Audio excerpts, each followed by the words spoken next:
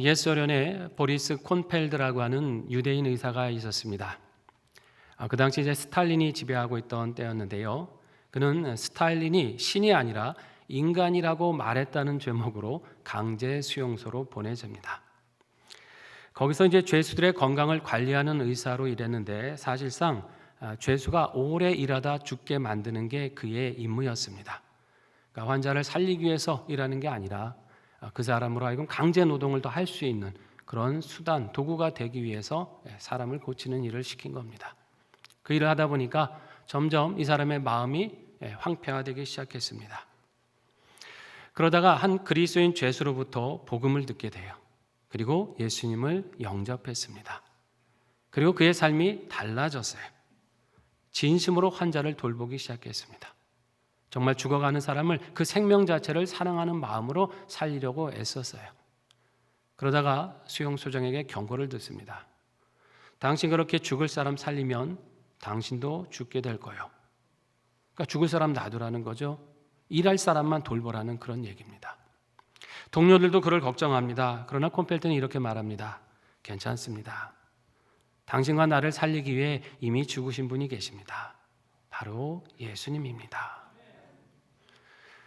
며칠 뒤에 그는 살해되었습니다.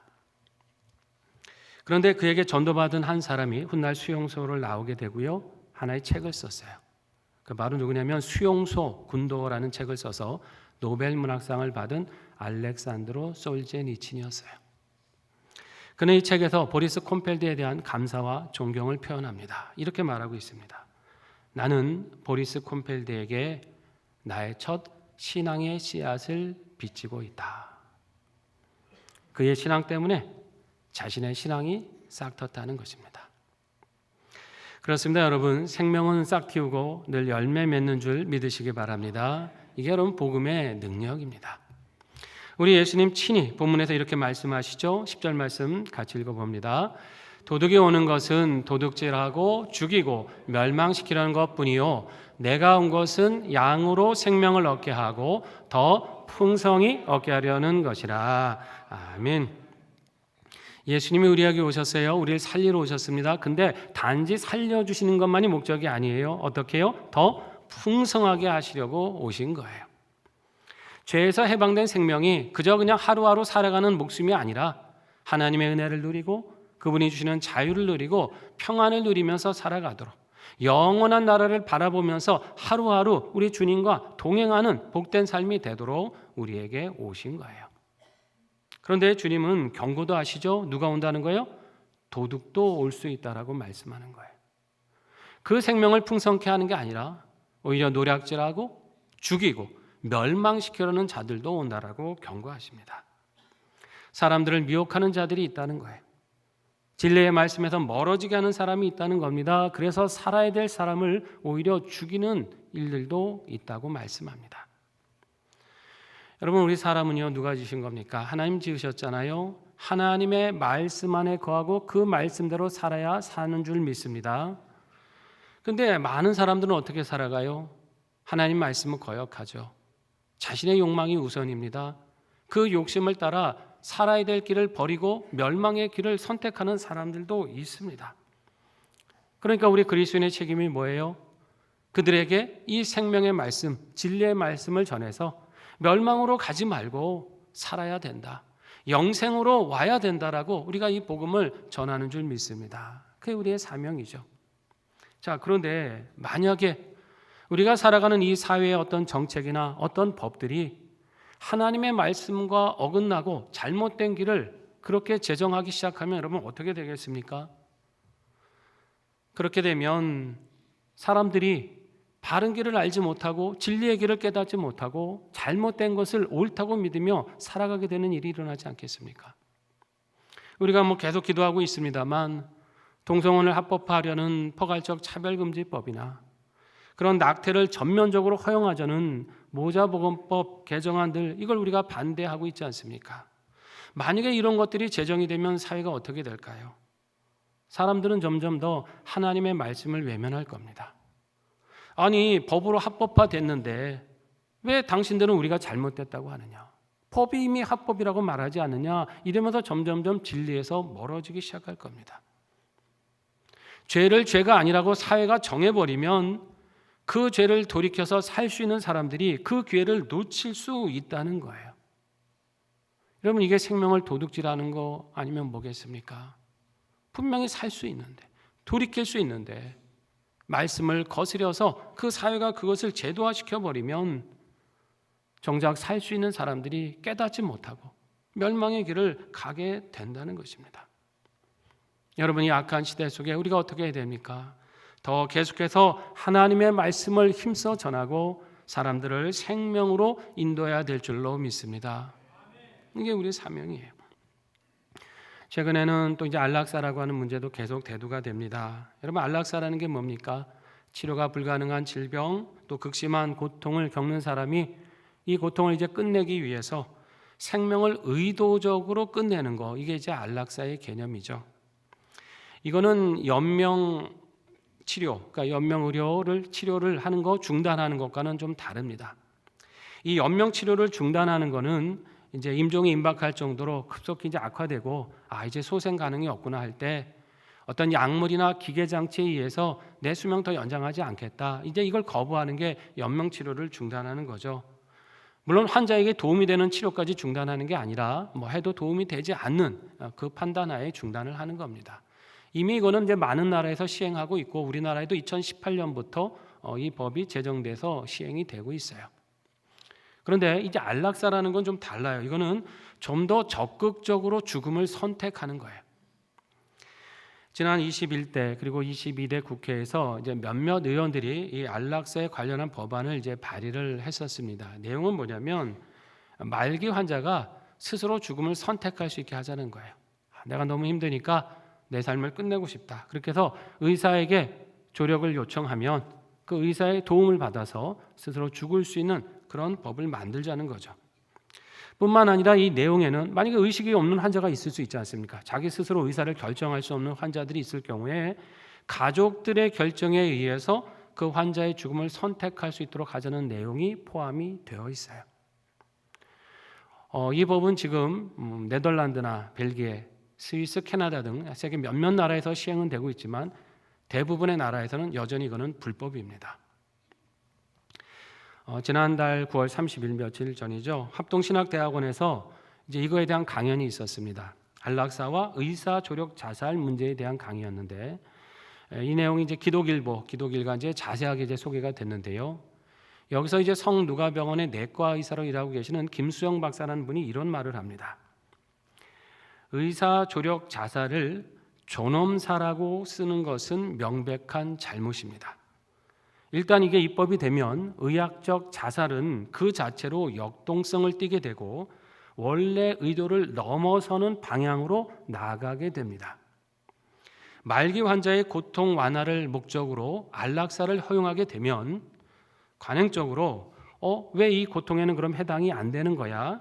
이런 생각이 퍼지면서 뭐 정신적 질환이 있다든지 노인이라든지 심지어 미성년자라 할지라도 안락사를 허용하자고 하는 범위가 점차 확대될 것입니다. 안락사가 법의 문턱을 넘으면 생명의 효용 가치를 따지면서 안락사를 통해 죽음을 강요하는 현실판 고려장이 발생할 수 있습니다. 이런 경고를 주고 있습니다. 어떤 얘기입니까? 이제 안락사를 이런 걸 합법화가 되면 나중에 그런 생각한다는 거죠. 저 사람 더 살 가치가 있나? 이런 생각하게 된다는 거예요. 그리고 이것이 사회적으로 좀 짐이 된다. 별로 뭐 쓸모가 없는 효용 가치가 없는 거 아니야? 더 살아서 뭐해? 이런 판단을 다른 사람이 하게 되고 이 사회가 하기 시작한다는 거예요. 만약에 어떤 분이 이제 오래 아파서 누워 있다고 한번 생각해 보십시오. 그러면 자기도 힘들지만 가족들에게 참 미안한 마음 들지 않겠어요? 내가 가족에게 짐이 되고 피해가 되는 거 아닌가? 이런 마음 아마 누구나 들 겁니다. 그런 생각 때문에 내가 차라리 스스로 죽는 것이 더 이게 미덕이 아닐까? 이게 더 나은 선택일까? 이런 생각을 하게 된다는 거죠. 더 나아가서 어떻게 되겠어요? 이제는 은연중에 그런 상태에 있는 사람들에게 자살을 강요하는 사회 분위기가 될 수 있다는 얘기예요. 그러니까 처음에는 안락사가 권리로 시작했는데 나중에는 어떻게 해요? 이젠 당신이 안락사 당해야 될 의무가 있다라는 식으로 변질이 된다는 것입니다. 그러면서 김수정 박사는 이 대안으로 호스피스 완화 의료를 제안합니다. 여러분 호스피스 잘 아실 거예요. 고통스럽고 힘든 그 시간을 보내는 환자에게 그 통증을 조절해 줄 수 있도록 하고 또 심리적으로 영적으로 지지를 해서 그 사람으로 하여금 마지막까지 이 생명의 존엄함을 지킬 수 있도록 하는 거, 이게 바람직하다는 거예요. 이게 신앙적으로도 맞는 거죠. 그러면서 그분이 이런 말을 덧붙여요. 말기 환자라 할지라도 하나님이 나를 창조하셨고 나를 어떻게 바라보실지를 생각해야 합니다. 무엇을 해야 내 존재 가치가 부여되는 게 아니라 내 존재 자체로 귀하게 여기시는 하나님의 시선을 묵상해야 합니다. 그렇습니다, 여러분. 어떤 생명이든 하나님 앞에 다 귀한 존재인 줄 믿습니다. 아프고 병들었기 때문에 사회에 도움이 안 되기 때문에 그 생명이 경시되어서는 안 되는 거예요. 그건 우리가 판단할 문제가 아닙니다. 생명은 하나님이 판단하시는 문제인 거예요. 그 누구도 자신의 어떤 이익 때문에 사회적인 효용 가치 때문에 다른 생명을 판단한다든지 그 생명을 이용할 권리는 없는 겁니다. 그건 월권이에요? 교만이에요. 여러분 우리는 모든 생명을 하나님 앞에 다 귀하게 여겨야 될 줄로 믿습니다. 하나님의 형상으로 존중해야 됩니다. 그리고 귀히 여기고 함께 그 생명을 지켜가기 위해서 모두가 힘써야 되는 거예요. 그런데 이런 말씀 드리고 있지만 전하는 제 마음 너무나 무겁고 마음이 아픕니다. 지금 우리가 살아가는 사회가 너무 무너지고 있잖아요. 사람을 정말 하나님의 형상으로 귀하게 대해야 되는데 자기 탐욕 때문에 함부로 이용하고 함부로 해치고 생명을 빼앗는 일들 얼마나 많이 일어나고 있습니까? 여러분 지난 주간에 한 주간 뉴스 때문에 마음이 많이 힘드셨을 것 같아요. 많이 보셨죠? 계속해서 나왔던 뉴스가 뭐예요? 캄보디아라는 나라에 간 우리 청년들이 돈 벌러 갔다가 납치가 되고 범죄 조직에 이용이 되고 심지어 살해까지 당하고 있다는 그런 소식 계속 나오지 않았습니까? 언론 보도들에 의하면요, 올해 8월까지 현지에서 납치되고 실종된 한국인이 330명이 넘는다 그래요. 몇몇 종편 방송에도 방송이 나왔죠. 거기서 선교하시는 오창수 선교사님이 그런 인터뷰를 하셨습니다. 그분이 작년에도 그 40명의 한국인을 구출하셨대요.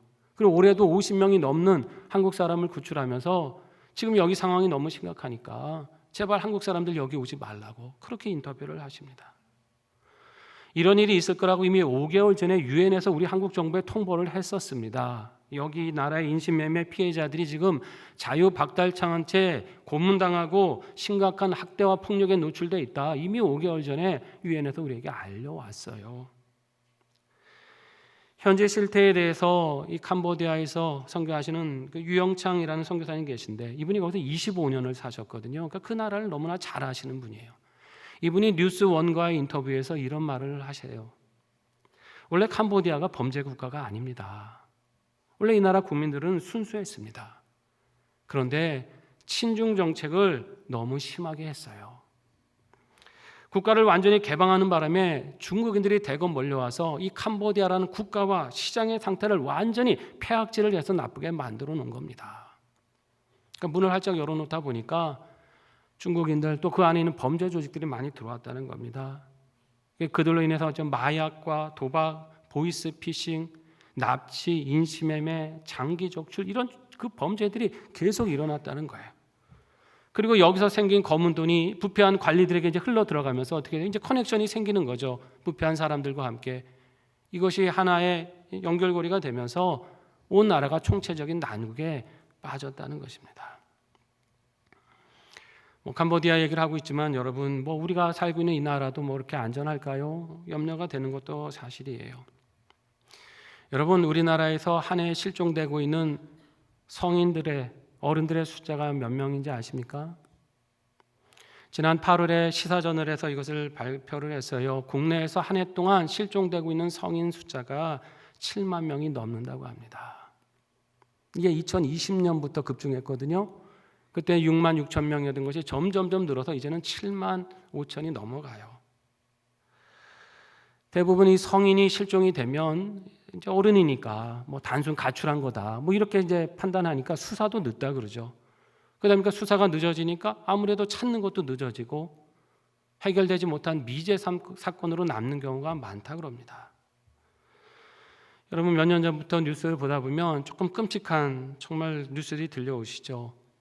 전국 도처에서 시신이 발견되는데 상반신이 없는 하반신만 남은 시신이 발견된다는 소식 계속 듣지 않습니까?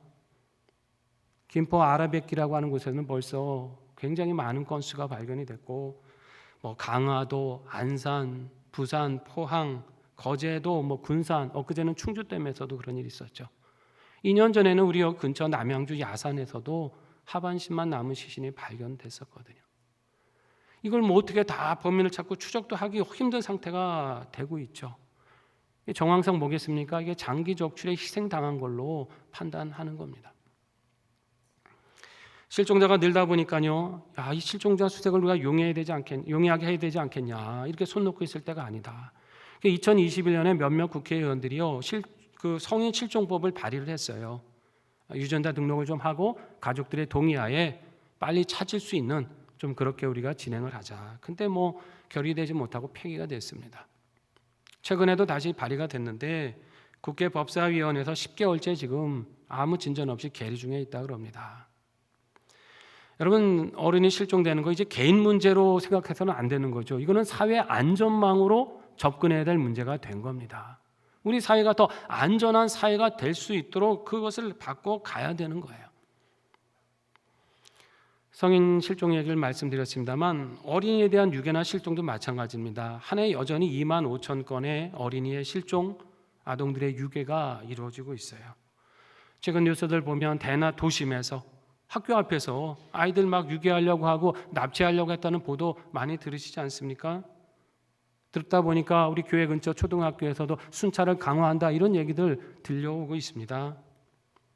여러분 이제 길거리 다니실 때 혹시 누가 위험한 상황 겪고 있지 않은지 잘 살피면서 다녀야 될 시대가 됐어요. 내 아이가 아닐지라도 관심을 갖고 서로 지켜줘야 되는 겁니다. 이런 사회가 지금 되고 있어요. 게다가 지난 9월 말부터 어떤 일이 있습니까? 중국인들에 대한 무비자 입국이 그냥 허용되면서 국민들의 불안감이 커지고 있죠. 관광 증대가 목적이라고는 하지만 입국자들의 신원도 제대로 알 수 없고 범죄 이력이 있는지 다 확인할 길이 없지 않습니까? 또 들어왔던 사람이 본국에 돌아가지 않고 불법 체류자로 숨어들어도 파악할 길이 없어요. 올해 상반기 6월까지 우리나라에서 일어난 중국인 범죄 건수가 7,400건이 넘어요. 하루 평균 40건인데 강력 범죄도 많습니다. 제가 지금 뭐 특정한 나라에 대해 반감을 가지고 드리는 말씀이 아닙니다. 지금 우리가 살아가는 이 시대는 그 어느 때보다 국민의 안전과 생명을 지키기 위해서 노력해야 될 때라는 것을 말씀드리는 거예요. 우리가 함께 이 심각함을 느껴야 되는 거죠. 우리나라는요 몇 년 전만 해도 치안 이거에 있어서는 아주 세계적으로 손꼽혔습니다. 저도 기억나요. 몇 년 전에 방송을 보다 보면 외국인들이 우리나라에 와서 놀라고 막 칭찬하는 것 중에 하나가 뭐냐면 밤에 돌아다녀도 안전하다는 거예요. 무섭지가 않다는 거예요. 범죄에 노출되지 않는다는 걸 아주 굉장한 아주 놀라울 만한 일로 꼽더라고요. 그것도 뭐 어려운 나라가 아니라 우리가 볼 때 선진국이라고 하는 나라에서 온 외국인들도 우리나라의 치안 수준을 굉장히 높게 평가를 했습니다. 그게 뭐 하루아침에 그렇게 된 걸까요? 오랜 노력 가운데 많은 또 정부가 노력했고 국민들이 노력해서 온 거겠죠. 그렇지만 여러분 쌓아가는 데는 오래 걸리지만 무너지는 데는 오래 걸리지 않습니다. 안타까운 건 뭐냐면 이제 이런 일들이 하도 많이 일어나다 보니까 이제 사람들 마음이 무감각해지는 거예요. 들어도 별로 놀랍지도 않고 이제 둔감해지는 거 이게 사실 더 무섭습니다.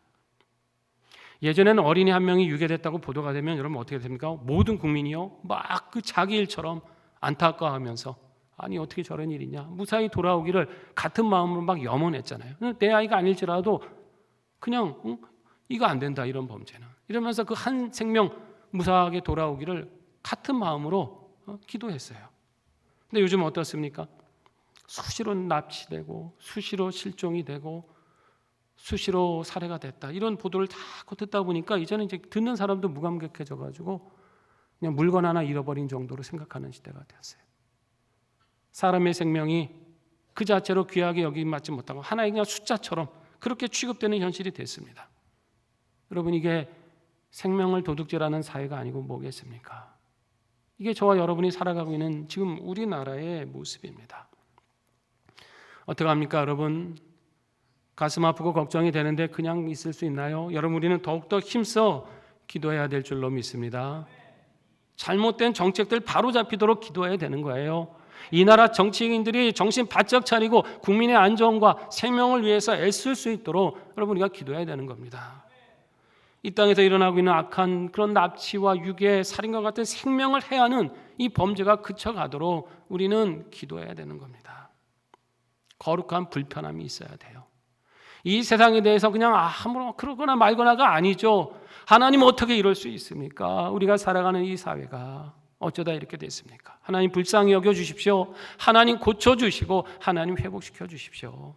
생명의 주인이신 하나님께 이 땅을 고쳐주시길 위해서 기도해야 됩니다. 그리고 여러분, 우리는 또 내 생명과 서로의 생명을 귀하게 여기며 살아야 할 줄로 믿습니다. 여러분, 이 생명 누가 주셨습니까? 하나님이 주신 거예요. 누가 구원하셨어요? 예수님이 구원하셨어요. 얼마나 귀한 생명입니까?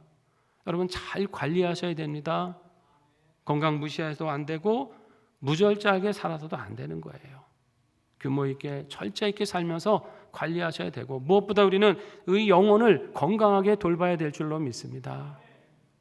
말씀을 양식으로 삼으시고 기도로 이 건강을 지켜가세요. 우리 영혼이 혹시 병들어 있지는 않은지, 하나님 앞에 정말 그 은혜와 축복을 풍성히 받는 살아있는 영혼 되기 위해서 애써야 됩니다. 그리고 우리는 그렇게 하면서 어떻게 해요? 서로의 생명, 다른 사람의 생명도 내 생명처럼 존중해야 됩니다. 혹시 우리가 살면서 나는 너무나 소중한데 다른 사람은 함부로 여기고 대하지 않았는지 돌아볼 수 있어야 돼요. 내 기분 나쁘다고 다른 사람 함부로 다른 사람에게 분노하지 않았는지, 내 이익 때문에 다른 사람 쉽게 이용하며 살지 않았는지 성찰해야 됩니다. 그런 사람들 있죠. 상대가 좀 온유하게 받아주고 이렇게 대하면 고마워하기보다 아주 만만하게 여기고 함부로 하는 사람들 있어요. 세상만 그런 게 아니에요. 교회 안에도 그런 분들이 있습니다. 네, 여러분 기억하셔야 돼요. 그분들이 온유한 건 성격이 만만해서가 아닙니다. 나보다 더 큰 사랑과 인격을 가지고 있기 때문이에요. 존중하셔야 되는 거예요. 귀하게 여겨야 됩니다. 여러분, 이제부터 결단하고 살아가십시오. 가정과 교회, 내 직장과 이웃과의 관계 속에서 서로를 존중하는 말을 많이 하시고 서로를 살리는 일을 많이 하시기를 바랍니다. 지치고 낙심하는 사람 보시거든 그냥 지나치지 마세요. 관심 갖고 하나님의 말씀으로 위로하고 격려하십시오. 힘들고 어려운 사람 있다면 그냥 지나치지 마시고 도울 기회가 있을 때 힘써 구제하시고 봉사하시기 바랍니다. 그게 생명의 일꾼이에요. 그리고 무엇보다 여러분, 생명을 가장 사랑하는 길이 무엇이겠습니까? 그것은 사람들에게 이 복음 전해서 그가 예수님 안에 있는 영생을 얻게 하는 일인 줄 믿습니다. 이게 가장 생명을 사랑하는 길이에요. 어떤 사람이든 예수를 만나야 사는 겁니다. 예수 안에 거하야 영생을 누립니다. 아무리 건강하고 아무리 화려하고 대단한 삶을 살았다 할지라도 예수 안에 있지 않으면 그 생명은 허무한 거예요. 주님을 알지 못한 이들에게 이 복음을 전해야 되는 거죠. 그래서 그로 하여금 인생이 허무한 것이 아니라 영원한 하늘나라를 바라보며 소망 속에 살아가게 하고 참 생명에 이르게 하는 것, 이것이 하나님이 가장 기뻐하시는 일인 줄 믿습니다. 예수님이 저와 여러분을 위해서 이렇게 이미 이루셨잖아요. 우리도 그 은혜에 응답하면서 영혼을 구원해야 합니다. 사랑하시는 성도 여러분, 분명 이 시대에는 점차 어두워지고 있습니다. 주변을 봐도 생명이 경시되고 함부로 해야 하는 죄악들이 가득해요.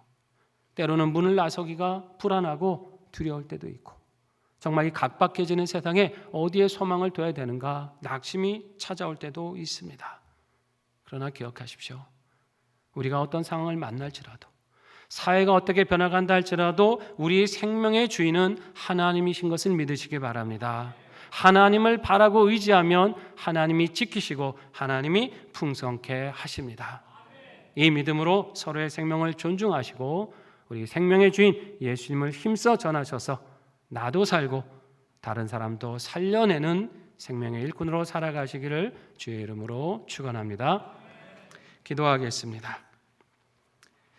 하나님, 예수님을 통해 이 생명 주시고 풍성케 하신 은혜 감사드립니다. 이 땅의 생명의 가치가 무너져가고 있으니 주님 이 땅 고쳐 주시옵소서.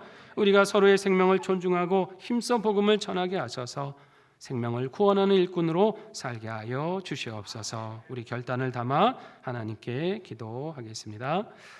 하나님 아버지, 은혜를 감사드립니다. 우리에게 죽을 수밖에 없는 저희들에게 생명을 주셨고 이 생명을 풍성케 하신 은혜를 감사드립니다.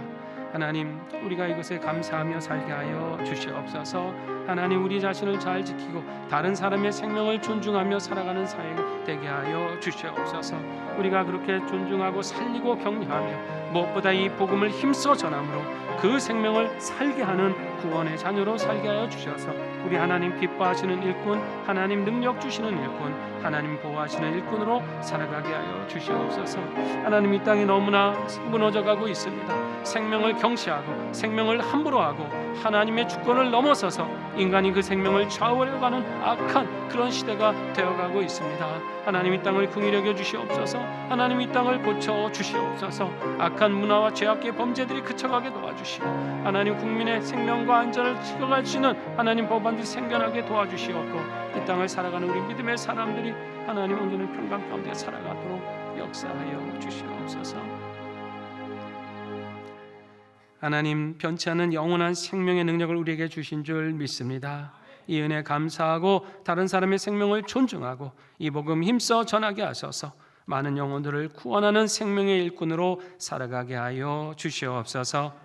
예수님의 이름으로 기도드립니다. 아멘.